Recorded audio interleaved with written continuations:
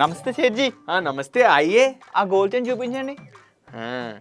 ఇది చైను మీది వేసుకుంటే మహేష్ బాబుకి బాబులా ఉంటాయి. అంటే కృష్ణ గారిలో ఉంటానా? నై గౌతమ్ బాబులా ఉంటాయి. సర్లే ప్యాక్ చేయి. ఇదిగోండి బిల్లు. ఏంటి ఇంత రేట్ ఇస్తారేంటి? దానిలో గోల్డ్ రేట్ ఉన్నాయి, మేకింగ్ చార్జెస్ ఉన్నాయి. అయినా మా సేటు మీకు డిస్కౌంట్ ఇచ్చింది, అందుకే అంత తగ్గింది. ఏరా సేటు జనాలకు బొమ్మలేయడం మానవా?